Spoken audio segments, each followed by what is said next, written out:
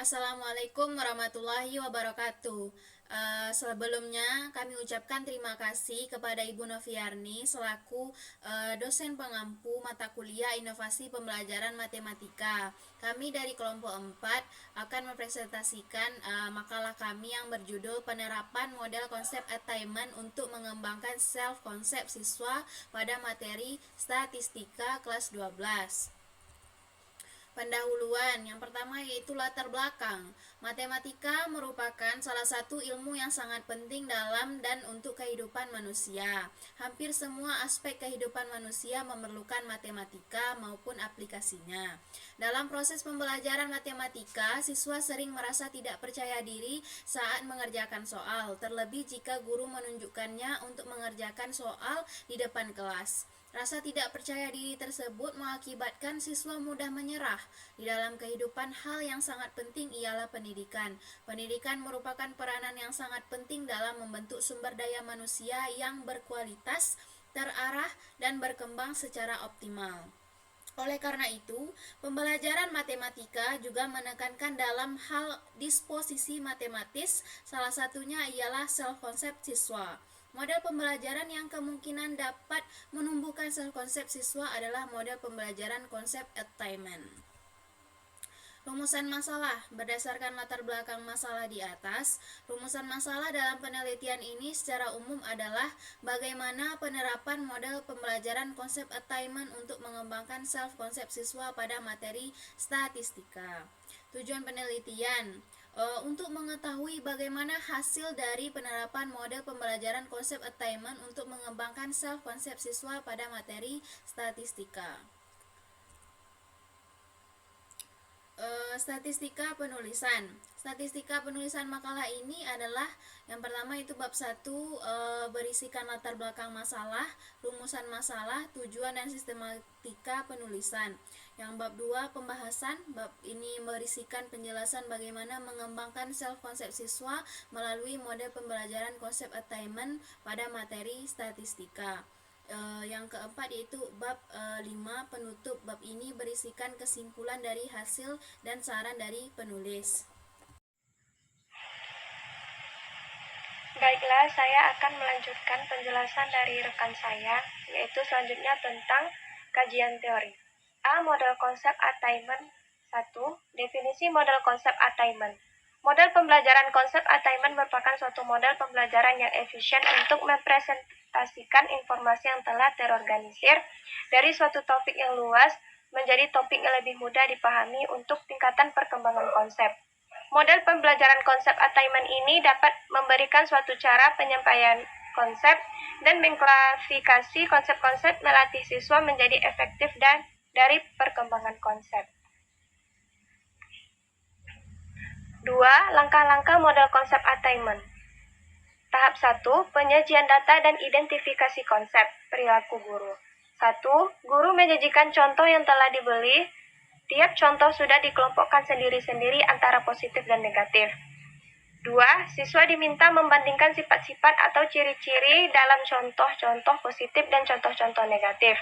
Yang ketiga, siswa diminta menjelaskan sebuah definisi menurut sifat-sifat, ciri-ciri yang paling esensial. Tahap kedua, pengujian pencapaian konsep perilaku guru. Yang pertama, siswa diminta mengidentifikasi contoh-contoh. Yang kedua, guru menguji hipotesis, menamai konsep, dan menyatakan kembali definisi menurut sifat-sifat atau ciri-ciri yang paling esensial. 3. Siswa diminta membuat contoh-contoh. Yang ke tahap ketiga yaitu analisis strategi pemikiran perilaku guru. Yang pertama, siswa diminta mendeskripsikan pemikiran-pemikirannya. Yang kedua, siswa diminta mendiskusikan peran sifat-sifat dan hipotesis-hipotesis. 3. Siswa diminta mendiskusikan jenis dan ragam hipotesis. Selanjutnya ada kelebihan model konsep attainment. Menurut Restiana dalam blognya dipaparkan mengenai kelebihan dari model pembelajaran konsep attainment ini antara lain. Yang pertama, pada model pembelajaran konsep attainment, guru langsung memberikan presentasi informasi-informasi yang akan memberikan ilustrasi-ilustrasi tentang topik yang akan dipelajari oleh siswa, sehingga siswa mempunyai parameter dalam pencapaian tujuan pembelajaran. Yang kedua yaitu ketika siswa telah mempunyai gambaran umum tentang materi pembelajaran, guru membimbing siswa untuk menemukan pola-pola tertentu dari ilustrasi-ilustrasi yang diberikan tersebut, sehingga pemerataan pemahaman siswa lebih luas dengan adanya pertanyaan-pertanyaan antara siswa dengan guru. Yang ketiga itu ada model pembelajaran konsep attainment menjadi sangat efektif untuk memicu keterlibatan yang lebih mendalam dalam hal proses belajar. Selanjutnya yaitu ada kelemahan model konsep attainment. Menurut Restiana, dalam blognya dipaparkan mengenai kelemahan dari model pembelajaran konsep attainment ini antara lain. Yang pertama itu ada model ini membutuhkan guru yang terampil dalam bertanya sehingga kesuksesan pembelajaran hampir sepenuhnya ditentukan oleh kemampuan guru dalam memberikan ilustrasi-ilustrasi. Yang kedua, tingkat keefektifan model pembelajaran konsep attainment ini sangat tergantung pada keterampilan guru dalam bertanya dan mengarahkan pembelajaran, di mana guru harus menjadi pembimbing yang akan membuat siswa berpikir. Yang ketiga, saat pembelajaran berlangsung dengan menggunakan model pembelajaran konsep attainment, guru harus menyiapkan perangkat yang akan membuat siswa beraktivitas dan mengobar semangat siswa untuk melakukan penguasaan konsep. Dengan metode ini maka kemandirian siswa tidak dapat berkembang optimal.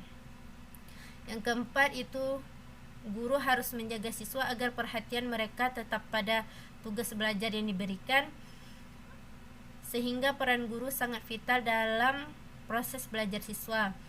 Yang kelima itu ada kesuksesan proses belajar mengajar dengan menggunakan model pembelajaran konsep attainment tergantung pada contoh-contoh atau ilustrasi yang digunakan oleh guru. Yang B ada self concept. Yang pertama itu ada pengertian self concept. Self concept atau konsep diri adalah semua ide-ide, pemikiran, kepercayaan, dan pendirian yang diketahui individu tentang dirinya dan mempengaruhi individu dalam berhubungan dengan orang lain. Yang kedua itu ada jenis-jenis self concept. Self concept positif. Self concept positif ini lebih kepada penerimaan, bukan sebagai kebanggaan yang besar tentang diri. Self concept yang positif bersifat stabil dan bervariasi. Individu yang memiliki self concept yang positif adalah individu yang sangat memahami dirinya, dapat memahami dan menerima sejumlah fakta yang sangat bermacam-macam tentang dirinya sendiri berupa kelebihan dan kekurangannya. Yang kedua itu ada self concept negatif. Self concept negatif ini terbagi menjadi dua tipe. Yang pertama, pandangan individu tentang dirinya sendiri benar-benar tidak teratur, tidak memiliki perasaan kestabilan dan keutuhan diri.